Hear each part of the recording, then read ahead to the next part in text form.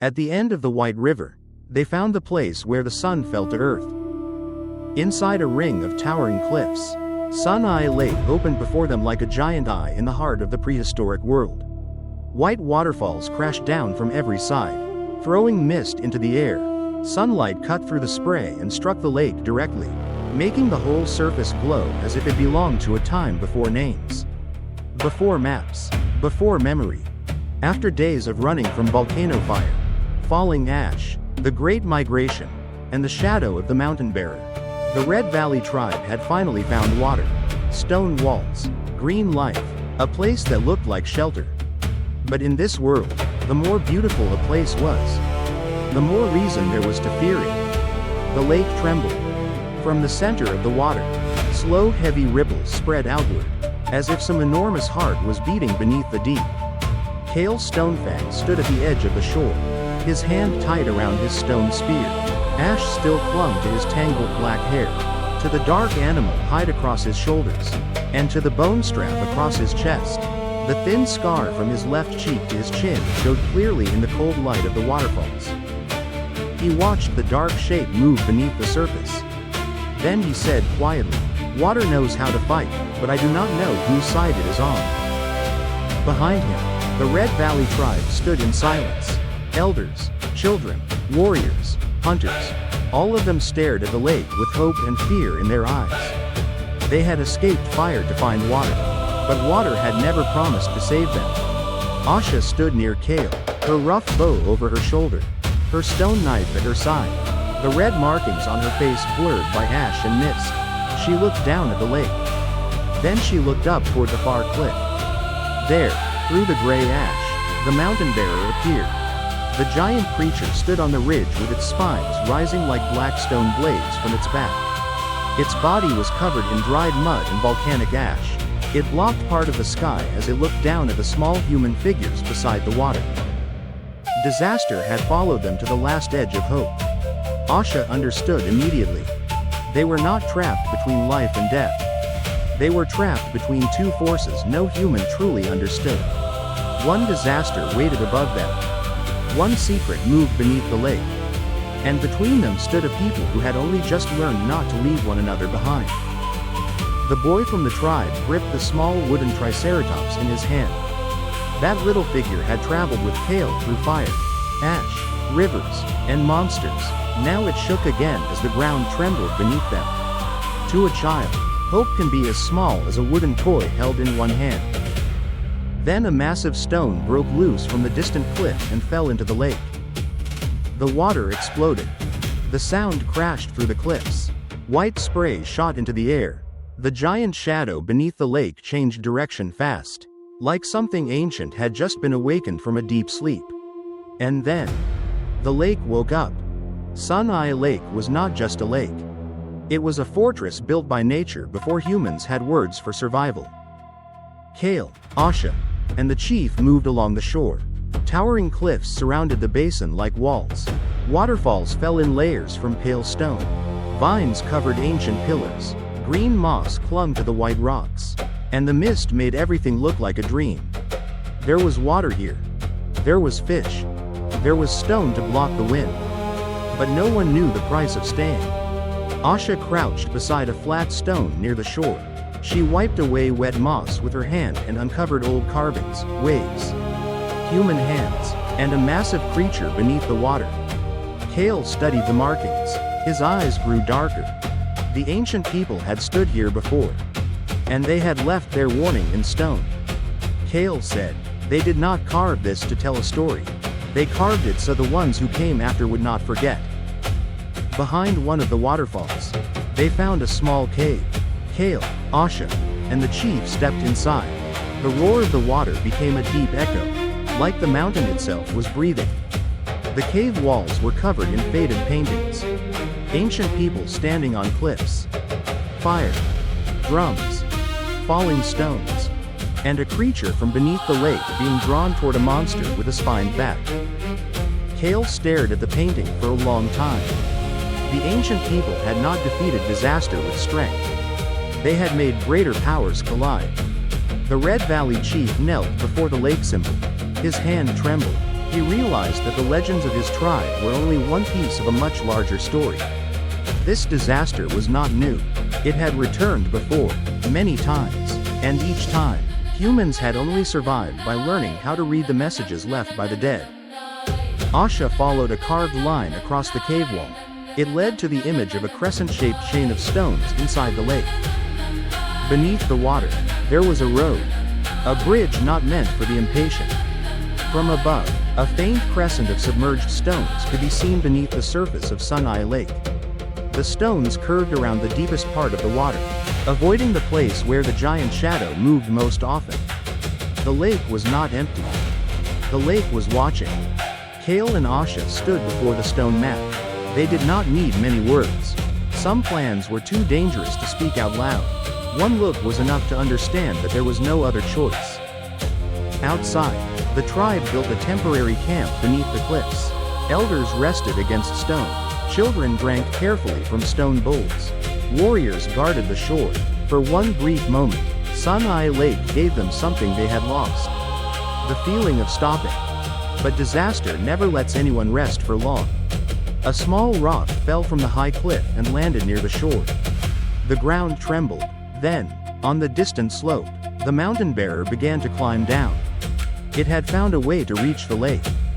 KAEL did not look at Sun Eye Lake as a shelter. He looked at it as a giant trap waiting to be awakened. In the wet mud, KAEL used a stick to draw the tribe's position. The cliffs, the waterfalls, the hidden stones, and the path of the mountain bearer. Then he placed the wooden triceratops on the safest point of the map, near a high cave behind the eastern waterfall. Once again, his promise was placed on a map of survival. Asha pointed to the stone pillars around the lake. She signaled for ropes, drums, small stones, and torches. If they wanted to wake the lake, they had to speak in the language water understood. Vibration, light, sound, and patience. The tribe began to prepare. They tied leather ropes around stone pillars. They placed hide drums on the ledges. They gathered small rocks in piles and kept torches dry under stone overhangs. Humans had no claws. But they had memory. They had hands. And they had the ability to turn fear into a plan. The chief looked at his people. They were exhausted. But this time, he did not doubt KAEL. He nodded. The trust of a tribe is not given in words. It is given when they follow someone while death is moving closer. The mountain bearer came lower. Each step broke stone and sent rocks tumbling into the lake. The surface shook. The shadow beneath the water changed direction. Under the lake, the ancient thing began to listen. KAEL stood on a stone shelf that reached out over the water. He struck the butt of his spear against the rock in a slow rhythm. The sound traveled across the lake. He said, "Hear me, not with your ears. With the ground beneath the water." On the cliffs, the tribe beat drums. Others pulled ropes, dropping small stones into the lake in rhythm. For the first time, the tribe did not run from fear. They called it closer. Asha fired a flaming arrow into a dry stone pillar. Fire caught, and its light reflected across the lake like a second eye. The water began to move. The giant shadow beneath the surface moved faster. Waves struck the shore. The whole lake seemed to breathe. Sun Eye Lake was awake. But no one knew whether it had awakened to protect or to hunt. The mountain bearer stepped onto the lower rocks near the lake. Ash covered its spines. Its eyes locked on KAEL. Disaster had entered the fortress. KAEL stood still. Behind him, the lake churned. In front of him was the monster that had followed him through fire. Ash, stone forests, and riverbanks. KAEL said, "This time, I am not pulling you away from my people. I am bringing you where the land no longer belongs to you." Then KAEL ran. He sprinted along the edge of the lake. The mountain bearer charged after him, shattering rock with every step. KAEL had once drawn disaster away from a village. Now he was drawing it away from solid ground. He leapt across wet stones beside the water, nearly slipping, but drove his spear down to keep his balance. One wrong step would send him into the lake. One slow step would place him beneath disaster. The mountain bearer stepped onto a large stone shelf at the edge of the water. The rock cracked beneath its weight. The same weight that had made it rule the land was now an invitation from the deep. Beneath the surface, the giant shadow moved closer. The water began to spin into a powerful whirlpool. Asha signaled the warriors to beat the drums faster. Stones fell into the lake in rhythm.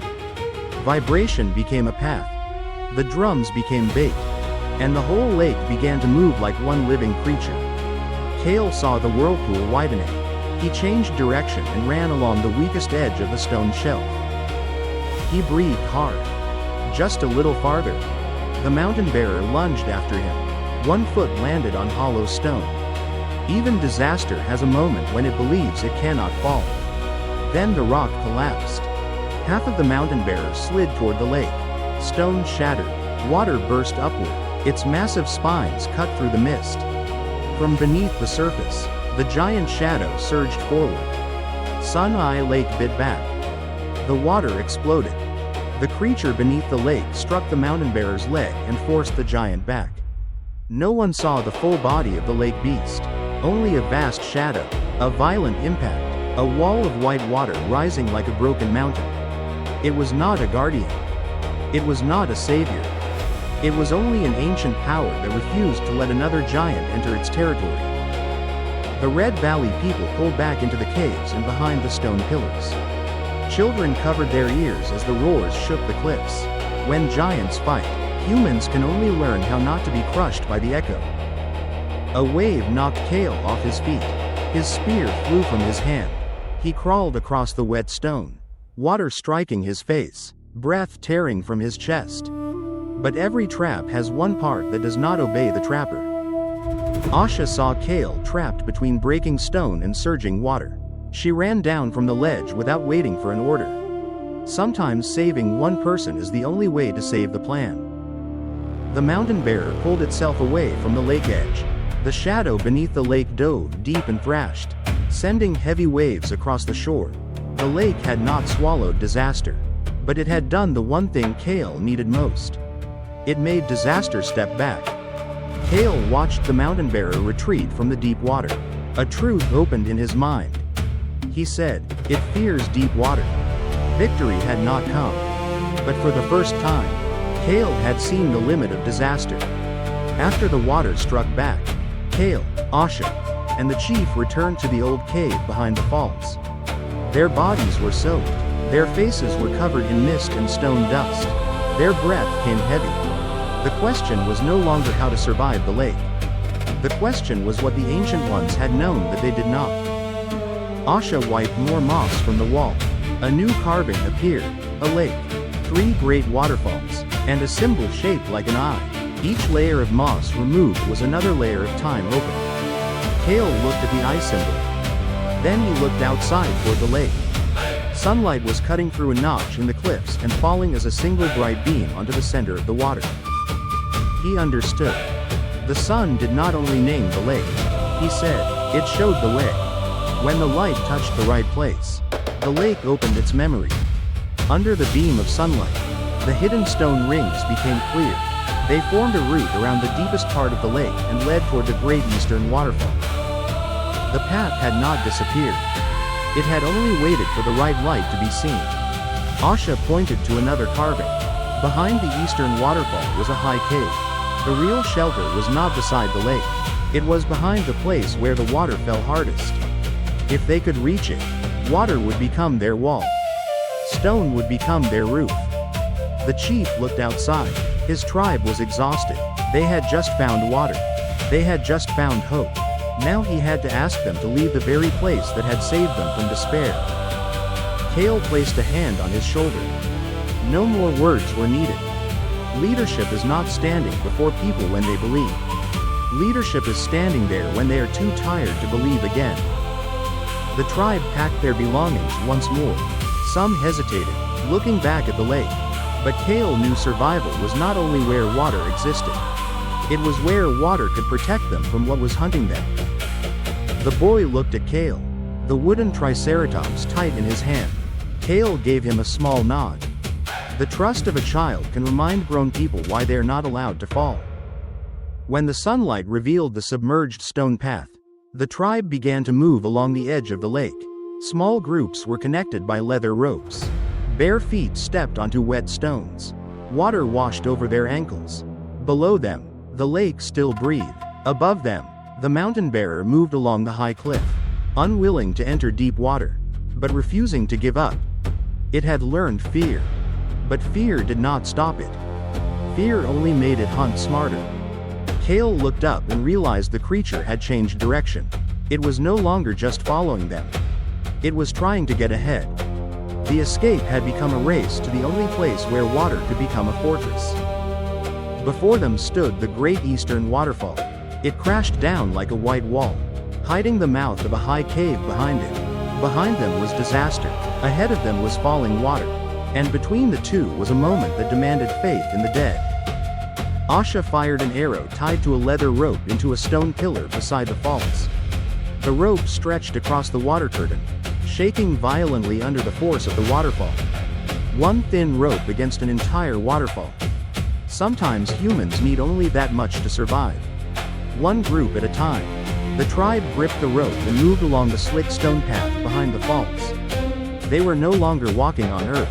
They were walking between falling water and the fear of falling. The boy trembled as he stepped through the curtain of water. KAEL walked beside him, using his own body to shield him from the hardest spray. Some walls are too large for a child. They become smaller when someone walks beside him. Above them, the mountain bearer reached the cliff. It roared down. Stones began to fall toward the path. Disaster had arrived before the last of them could cross. KAEL turned back and used his spear to push a falling rock away from the path of an elder. He was no longer only opening the way. He was keeping the way from closing. Asha fired a flaming arrow into dry vines high on the cliff.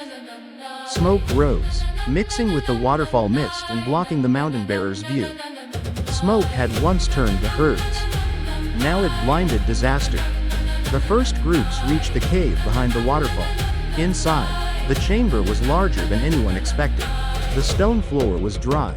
The walls were covered in ancient handprints. Large hands, small hands, all arranged in a circle around the symbol of the sun. Those hands did not say they had won. They only said they had lived long enough to leave a mark. Outside, the mountain bearer tried to reach down toward the hidden path, but the water was too strong. The stone too slick. It pulled back.